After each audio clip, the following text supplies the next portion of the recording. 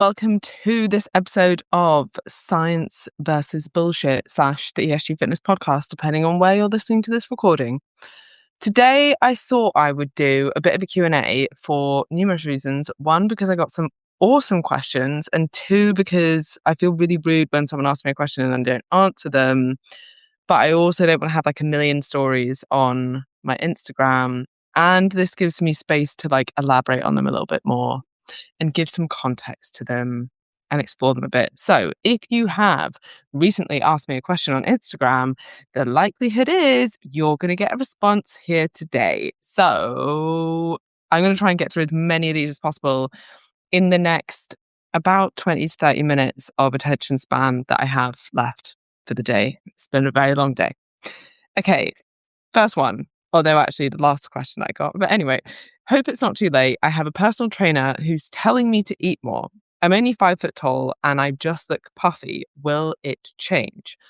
Now, with only this context, it's quite hard to give a response. And I think it's unfair as well to judge what the personal trainer is doing without knowing the context. So if, for example, you were like, yeah, I've been trying to stick to 800 calories a day, and your personal trainer is like, you should probably eat more, then I totally back them. What I don't back, and what sometimes happens with smaller women, is a lot of the time people don't realize how much lower your needs can be if, for example, you're only 5 foot tall. And so they're like, oh, I've got other clients that are also women that are also doing about the same as you.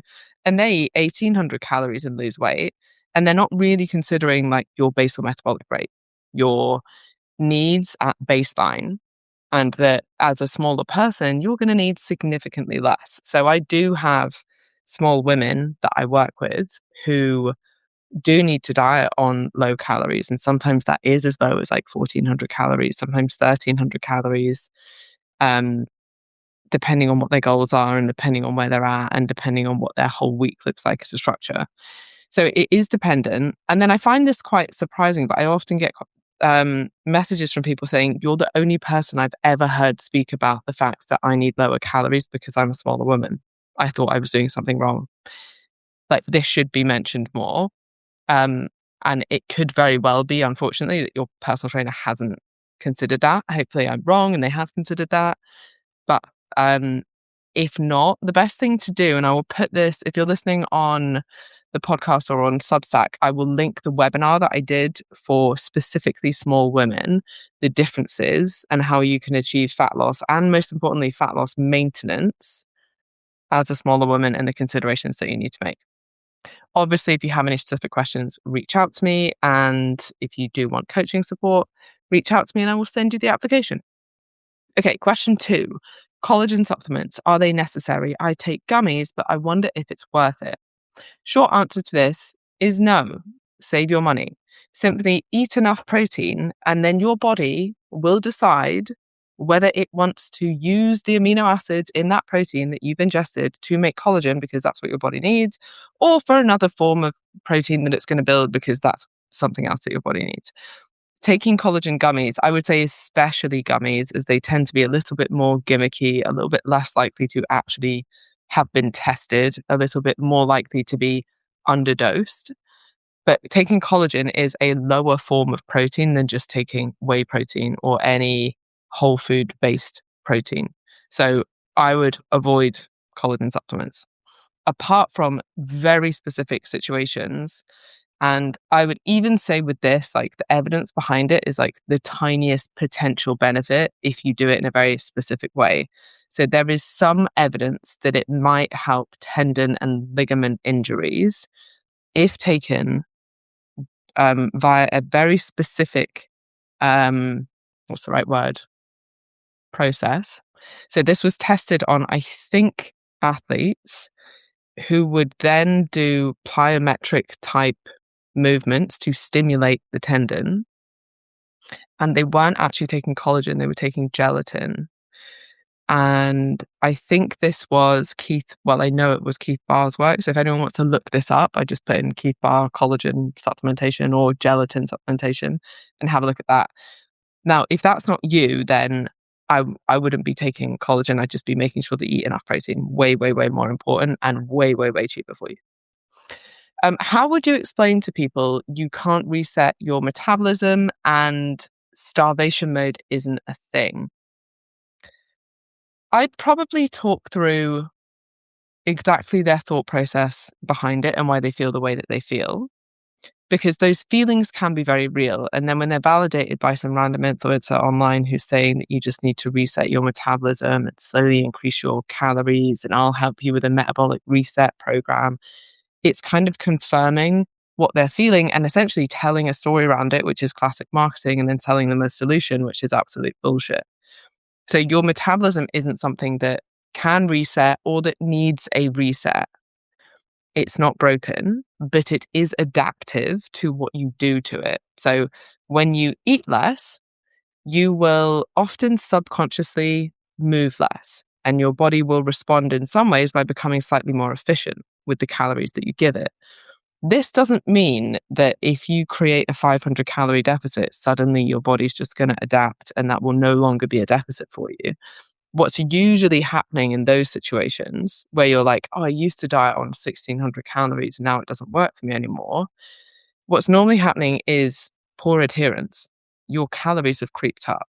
And this happens to everyone, literally everyone. This happens to me as well. It's not a willpower thing. It's just you will slowly start to creep up portion sizes, little bits of snacking will come in.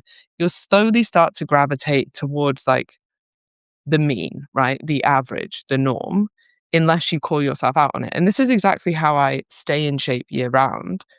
Isn't because I just naturally am preset to do that. Like I will often, like my behaviors will kind of creep towards the average, right? Creep towards less steps, creep towards shorter gym workouts or not going to gym as much or later nights and then poorer food choices. And it happens quite subtly over time.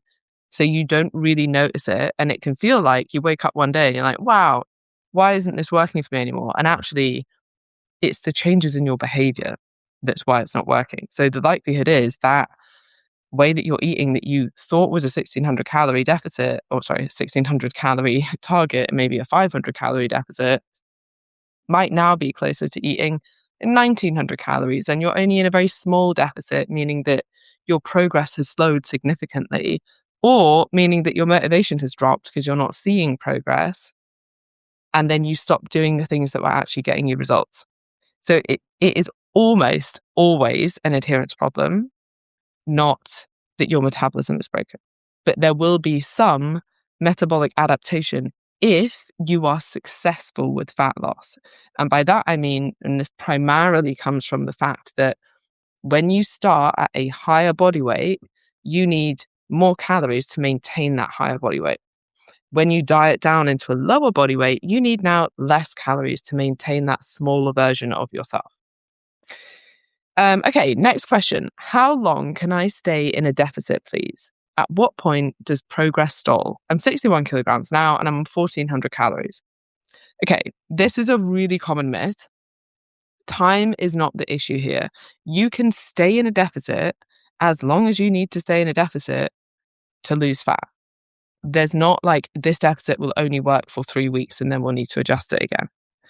You also don't need to essentially just like drop your calories at given time intervals, which I'm not sure exactly where that came from. But most of my clients start and end their diets on the same calories. Now and again, if someone is losing a lot of weight, we do need to lower their calories slightly to keep them progressing. But for the vast majority of people, they might start on, say, 1600 calories. Their maintenance needs are about 2100 calories. They're in a 500 calorie deficit. They lose weight. Maybe their maintenance needs now are about 2000 calories. They're still dieting on 1600 calories. So the total fat loss every week is slightly less, but that's okay because they have less total fat to lose. They keep progressing. And then at some point, they're like, I'm happy with my body composition. And we bring those calories up to maintenance. So it might be that you're not in as big a deficit, but your body is not going to adapt to the point that 1400 calories, if you're 61 kilograms and you're not completely sedentary, is no longer a deficit for you. But what might happen is, like the last question, your adherence starts to drop. or little bits of food start to creep in and you're not tracking quite as accurately, and maybe your steps have gone down a little bit, your movement's gone down, or your portion sizes are bigger. And that's why it feels like you're sticking to 1,400 calories, but not seeing the same progress. I think the other thing that can happen quite a lot is if you dieted down, say you started on 100 kilograms and you've done insanely well, and now you're 61 kilograms. When you started, you probably saw like 1, 2, 3 pounds of fat loss every single week. And you saw that trending down on the scales. And that's really nice, like immediate feedback. When you're only 61 kilograms, well, you actually don't have a huge amount of fat to lose, which means you're not going to drop 1, 2, 3 pounds every single week on the scales. So you also have to be realistic about the size of result that you're going to see each week and the feedback that you're going to get. At that point, it might be that actually the way that you look or performance markers might be a better sign of progress rather than what the scales are saying. Okay, next question. Do calories really matter for weight loss for a 50-year-old? There's so much conflicting information. So, yes, I agree. There is so much conflicting information, and I don't blame you at all for thinking, am I missing something here? Because literally millions, if not billions of pounds of marketing dollars are spent on convincing you that you are missing something and that they have the secret pill that's going to help you lose fat over 50. And it's completely different than it used to be. And no wonder it's not working like it used to. And then you're led to believe that. But if we kind of take a step back and we think, why would it be different over the age of 50? Why would suddenly calories not matter anymore? How would that possibly make sense? So, yes, calories matter. Yes, calories matter at every age. No, it's not, driven by the fact that you're in a deficit, but your hormones are stopping you lose fat. That cannot happen. What can happen is your hormones might be making it harder for you to maintain a deficit and lose fat, but it still comes down to that fundamental of to lose fat, you need to be in a calorie deficit. At this point of your life, given everything you have going on, given potentially symptoms that you're struggling with for perimenopause or the stress that you have in your life or the time availability that you have, or even, let's be honest, like your priorities. Like it's fine to say that I used to be able to prioritize myself more, but now that I'm 50, I have aging parents that I'm looking after. I am at the peak of my career. I have kids that are at school that need my attention, that need support, that need help. And there's not as much time for me to have the luxury of hours and hours at the gym. Okay, we need to find something that actually fits your life now. And it's not that from a physiological perspective, what builds muscle and loses fat has changed. No, it's the exact same principles, but the way that you apply them can and will change. The way that I train now looks completely different than the way that I trained a couple of years ago because my priorities have changed, right? And I'm someone who likes exercise. And I'm like, I want to spend less time in the gym. I have goals outside the gym that are more important to me now, but I still want to stay fit. I still want to stay active. I still want to stay in shape. Okay, so what does that look like now? How do I get the most out of that time in the gym? Other link that I'm going to put is the link to my 20-minute workouts. And I've been doing these now for, I would say, like a good couple of years. I'll go through little stages of like getting into the gym or having a bit more time. I feel like the opposite happens in the summer for me because I'm like, I just want to be outside. I don't want to be in the gym. 20 minutes in and out is enough. But yeah, they are very, very effective and extremely time efficient. Okay, next question I had, and I had quite a few questions about this, which is why I want to cover it here because I did cover it briefly on my story, is about Stacy Sims. So I think I had like 5 questions about this because I mentioned that there are a lot of things that she says that I don't agree with. I also want to say that broadly, we probably agree on many things as well, i.e., women should be resistance training is like a strong message that both of us have. But, and I don't know whether this is partly because in order to become popular on social media or in order to get on big podcasts or book deals, like you need to have some kind of angle. So she has this tagline that is, women are not small men, which obviously is technically true. Women are not small men. But when it comes to diet and exercise, women kind of are small men. Like, what helps a man lose fat, i.e. a calorie deficit, is exactly the same as what helps a woman lose fat, i.e. a calorie deficit.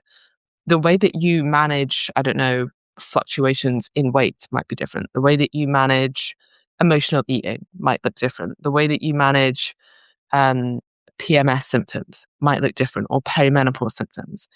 But fundamentally, for both, you need to be in a calorie deficit. The same is true with resistance training. The exact same workouts that build muscle for a man will build muscle for a woman as well. There is, like, you don't need to have sex specific diet or exercise advice. The same things work. And the reason that people kind of create that narrative and push that narrative is usually to tell you something. But also, it used to be this claim that we just don't have much research on women because it's mostly been done on men.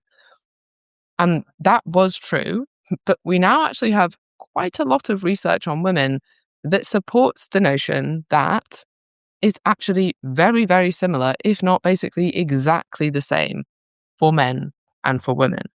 It's just the application of that based on life stress and life considerations might be different. But really, you're looking at person specific, right? Because the same would be true if I had a man struggling with chronic fatigue or a woman struggling with chronic fatigue, right? I'd listen to them. I'd listen to their symptoms. I'd make it work around where they're starting at the moment and what their symptoms look like and how we can manage that and how we can improve those things.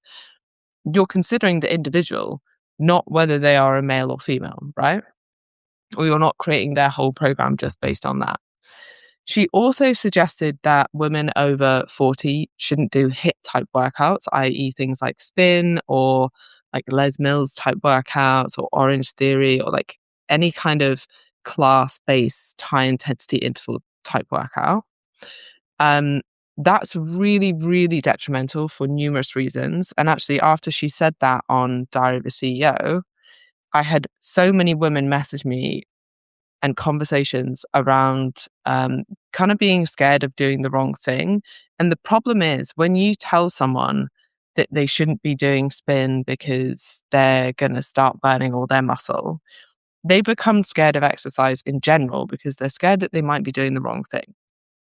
And what I think she was hoping for is people would do less of that and more resistance training. But actually what happened was they just stopped doing any exercise, which is negatively impacting their health massively because any exercise, especially exercise that you enjoy, is good for you. So if you love spin classes, go to spin classes.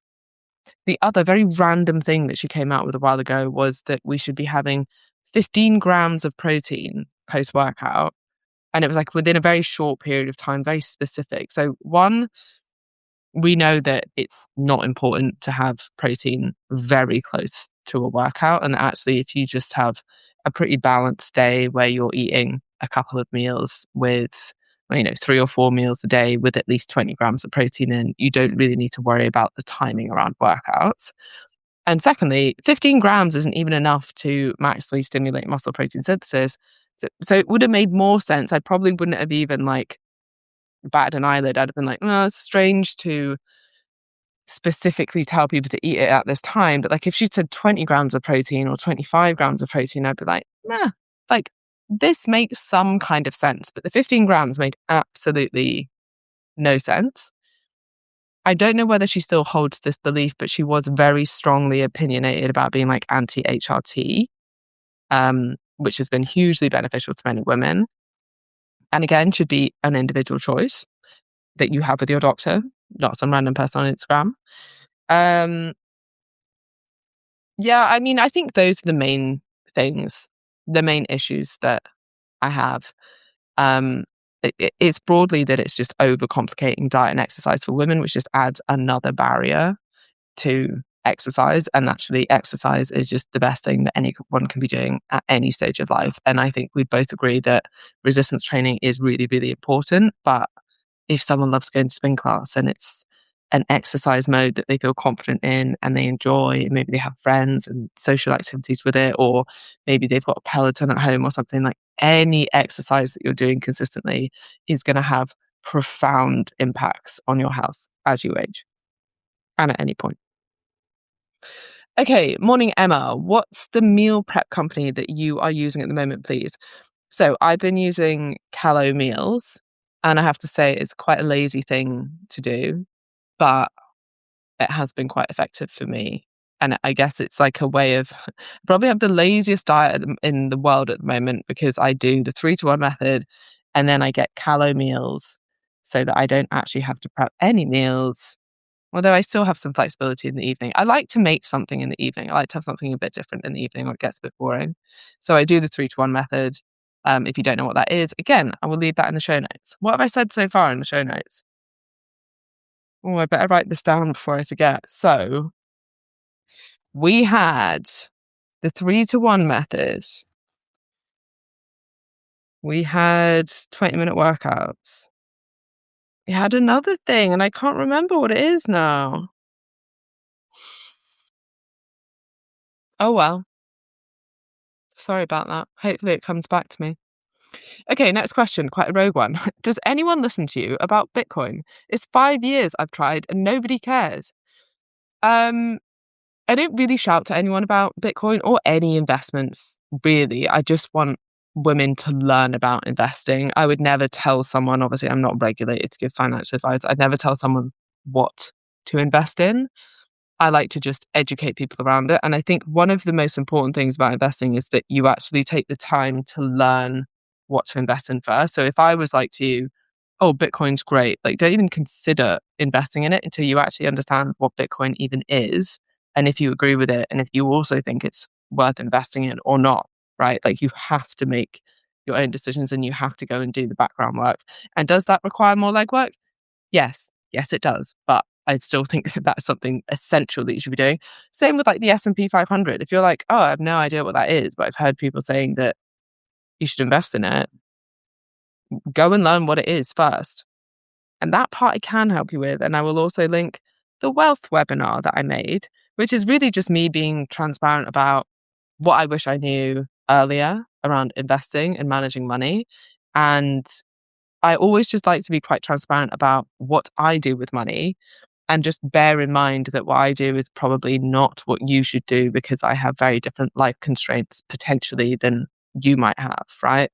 Um, but I just wish more women were transparent about what they do with money. And I think more women would invest and be financially free and independent if more women spoke about that. And I can't really say that and then not do it myself. So I thought I'd start by practicing what I preach. So I will also share that below. And I will end on this one. Might be controversial, but do you think some perimenopause symptoms are psychosomatic? I don't think it's controversial when you understand what the placebo effect is, because I think sometimes people talk about the placebo effect or like psychosymptomatic symptoms as if like it means that what someone is dealing with isn't real just because it's come from like a thought or a feeling. It doesn't mean that there can't be a very real response to this. And there's really interesting research on this, like unbelievable research around things like, oh, this one's going to be a boring story because I can't remember the details of it, but there was they thought there was a leak from a power plant somewhere in England. I can't remember the specifics of this, but there was a load of girls in a certain class in the school who started getting these symptoms and like really bad symptoms like diarrhea, vomiting, stomach pain. And they did all these tests and then they actually found out that there wasn't a leak from this plant. And as soon as that came out on the news, all these symptoms stopped. Right. And it's not that those girls were lying, it's that like they were very real symptoms, right? Another example of this. There's studies that show that if you give people with celiac disease what they think is gluten, they will respond with horrendous symptoms. Again, things like diarrhea, vomiting, like things you can't really fake. And sometimes there is no gluten in that. It's just the expectation that they've had it that's caused those symptoms. There's another cool study on this where It's a little bit more controlled, and they have participants come in under 2 conditions. They give them a small histamine shot in their arm so that they have like a small reaction to something. In one condition, a doctor comes in, is, very well qualified, has Harvard Medical School on their top, makes great eye contact, and says, put some cream on their rash, and is like, this will help reduce the rash. In the other condition, someone comes in, is a medical student, fumbles with the blood pressure cuff, drops something before they help with it, doesn't make good eye contact, is kind of sweating and nervous, puts the cream on, and then leaves. In both of these conditions, the cream does absolutely nothing. It's literally just placebo cream.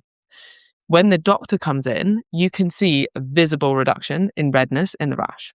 When the student comes in, you don't see that same response.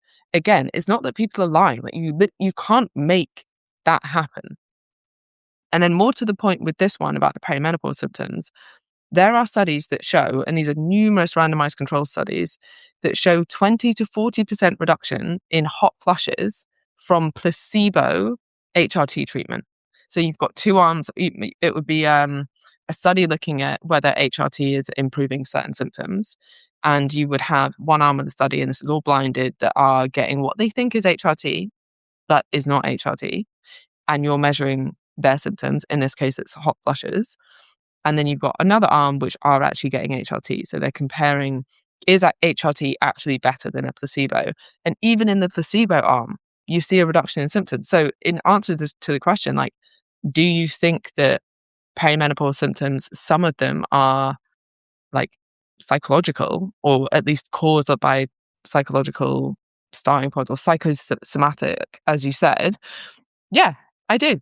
And there's research to back that up, but it doesn't mean they're not very real. And I think sometimes like that's the confusion that people get, is like, oh, well, if it's coming from my head, then it's not real. It's like, no, it's still very real, and people are still feeling them, and people are still struggling with them. But interestingly, like, your mind is just this freaking crazy thing that can do these things. Okay, that is all my brain has time for today. I do have some more questions to get through, but I will try and get them done next week. I hope that has been useful. If you do have any questions, fire away on Instagram. I will try and remember everything that I said that I would link below, and make sure that I link that if you want any of the resources. If you do want to join the next Commit to 6 intake, we are opening in May. Make sure you are on that waiting list. It's esgfitness.co.uk/commit. We sold out very quickly last time. So if you want an early bird space, get on the waiting list, and have amazing days.